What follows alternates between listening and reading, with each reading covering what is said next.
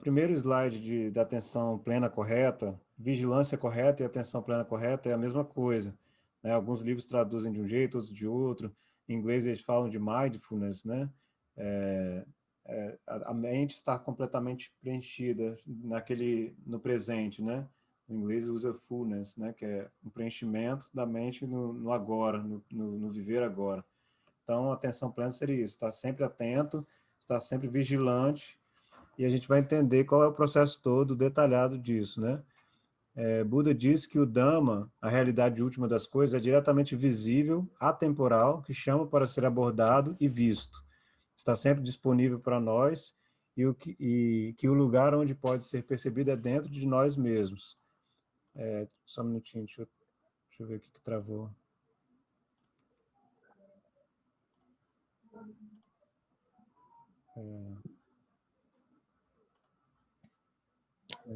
Tá, deixa eu deixar aqui, beleza. Aí tá, ele fala para chamar para nós, não é suficiente aceitar essa verdade apenas pela fé, autoridade de livros ou professores com base em deduções ou inferências. Não adianta você só ficar lendo, né, tendo dedução, colocando o livro como uma autoridade ou usar o uso da fé simplesmente. Precisa ser conhecida por insight, percepção direta, aprendida e absorvida por um tipo de conhecimento que seja também uma visão imediata. Você precisa ver através do que você está vivenciando, né? Faculdade mental chamada sati, como tradução, vigilância ou atenção plena. Coloca o campo da experiência em foco e o torna acessível ao insight, né? O insight sendo um conhecimento direto, também uma percepção profunda, do olhar profundo que eles colocam e vai ser abordado mais no próximo encontro. Então, o que é a atenção plena correta? É uma presença mental, é uma atenção ou consciência. Uma consciência que envolve um saber em um grau especial. A mente fica mantida numa atenção pura, imparcial observação de dentro e em torno de nós. Você tenta treinar, obviamente, né, uma imparcialidade quanto ao que está acontecendo, os eventos exteriores, né? A mente é treinada para permanecer no presente, aberta, quieta, alerta, contemplando o evento presente. Os julgamentos, interpretações são suspensos ou apenas registrados e abandonados. Olha que interessante, o mundo de hoje é muito de julgamento, de crítica, de olhar e já ter uma opinião imediata, já querer julgar antes mesmo de ler o conteúdo inteiro. Então, se for necessário um julgamento, se for necessário uma ação, que essa ação seja baseada na ação correta, né, na fala correta também, que são os capítulos anteriores, mas também com muito critério, porque a fala correta fala para a gente ficar muito mais quieto do que falar, né, só falar o que for realmente necessário para trazer uma utilidade para todos, para você mesmo no seu caminhar e nos demais, né? Então, você tem que suspender os julgamentos e diminuir esses registros de interpretações, etc. Apenas registrar e abandonar, não ter uma interpretação e segurar aquilo, né?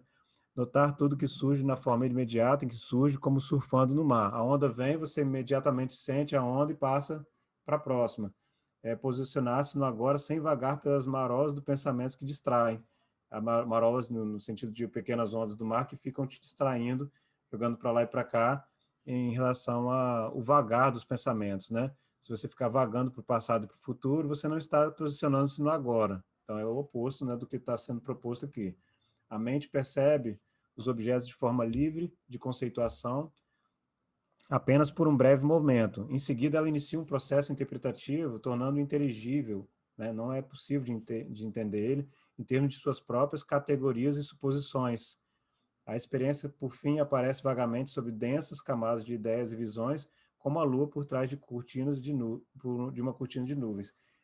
Resumindo, você ver o objeto, você tem alguns segundos da realização da forma real e livre do objeto.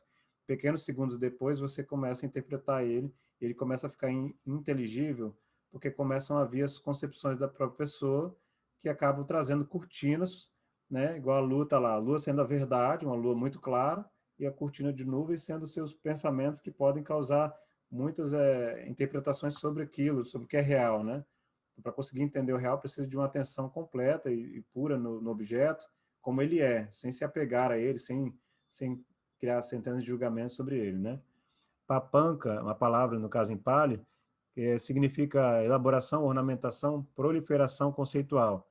É o nome que Buda dá a esse processo que bloqueia a apreensão imediata dos fenômenos, nos permitindo conhecer os objetos à distância, não como eles são. No caso, está havendo um bloqueio da apreensão, então a gente chama isso uma proliferação conceitual. Você está proliferando conceitos pré-concebidos que você elaborou e não está bloqueando a apreensão imediata, a pura e crua realidade do evento, né? Imparcial e pura, né? Elaborações servem como base para projeções. A mente iludida, encoberta pela ignorância, projeta suas próprias construções internas externamente, imputando-as ao objeto como se realmente pertencesse a ele. O objeto final é uma colcha de retalhos. Então, ele está querendo dizer que a nossa mente, quando fica iludida, cheia de concepções, encoberta por essas nuvens, acaba virando uma colcha de retalhos. Você está pegando um pedaço daqui, alguém falou que tal carro é de tal jeito, aí, mas tal... Entendeu? Você olhou para aquele objeto, mas você trouxe uma série de falas que você já ouviu falar, você fez uma concepção final sobre um objeto, botando o carro, qualquer objeto como referência, baseado em tantos retalhos de informações que acaba assim, será que essas nuvens aqui, as fake news, o que hoje em dia acontece muito, será que esses tantos de informação que elas batem, elas estão falando realmente da realidade? Eu estou conhecendo o objeto de forma real, estou conhecendo retalhos de percepções desse objeto, né? Sua mente fica iludida se você não tiver com essa percepção direta, e o treinamento total, que é para você conseguir uma vigilância completa, correta e uma atenção completa sobre o presente, né? Tempo do agora, né? Deixa eu passar o próximo aqui. As aflições mentais criam ornamentações, criam as ornamentações, projetam-nas exteriormente e as usam como ganchos para vir à superfície, onde causam mais distorção. Corrigir as noções errôneas é a tarefa da sabedoria, mas ela precisa de acesso ao objeto livre das elaborações conceituais. A vigilância tem a tarefa de clarear o campo cognitivo com a experiência em seu puro imediatismo. Então, olha só, a sabedoria, que é o próximo capítulo, só vai conseguir agir se houver uma livre elaboração do objeto. Ela precisa acessar o objeto. Então, a sabedoria que é cultivada e não simplesmente absorvida por conhecimento puro, ela precisa de trabalhar e você precisa ter uma mente pura e imediata para acessar esse objeto. Praticar a vigilância, então, não é uma questão de fazer, mas de desfazer. Ou seja, você precisa não julgar, não pensar, não associar, não projetar, não imaginar e não querer. Várias dessas intenções provocam uma não vigilância, um não imediatismo, não viver no agora, né? Você está com várias intenções por trás, então a coisa já não é mais a coisa real. Se eu tenho tal intenção, se eu quero comer tal coisa, então de repente aquela coisa não faz tão mal assim. De repente na verdade é porque eu quero, né, realizar um desejo por trás, aplicando a ganância, por exemplo, que é uma das raízes aqui, né, do apego e etc, que foi comentado lá no começo, né? Todos esses fazeres são nossos modos de interferência, maneiras da mente manipular a experiência e tentar estabelecer seu domínio. Então, como um ser que está sempre querendo colocar o que é meu, o que é seu, né? Proteger bens, proteger ideais, a mente está sempre toda hora querendo interferir nas experiências de forma a manipular e você ficar claro que você é a minha zona de conforto, a minha zona de atuação é essa, então eu já tenho que jogar minha ideia logo de cara, se a pessoa falou uma coisa, já tenho que devolver contra, nem vou julgar, nem vou processar, na verdade, a realidade, eu vou já julgar, emitindo uma opinião, por exemplo, né? A vigilância não faz nada mais do que notar, assistir a cada ocorrência de experiência, tal como surge, ocorre e cessa, né? Surgiu, ocorreu, cessou, nada a ser retido, nenhuma compulsão para sobrecarregar as coisas com nossos desejos. Há apenas contínua contemplação cuidadosa, precisa, persistente. Então, a mente sem vigilância é uma abóbora que flui no rio, ela é vaga por várias ondulações e não tem uma persistência, como ele comentou aqui. A mente com vigilância correta é uma pedra que afunda e não cessa até que alcança o fundo. Então, ela atravessa qualquer obstáculo, né, e bate no fundo, como assim, eu decidi, tenho uma vontade de permanecer no agora, que eu não vou vagar por conta de ondulações que vêm no ambiente, distrações e várias marolas, como ele disse no capítulo, no slide anterior, né? A atenção plena, então, ela possibilita que a mente atinja a quietude e do insight, né? Atingir o insight. A tarefa, manter a mente no objeto, livre do vaguear mental.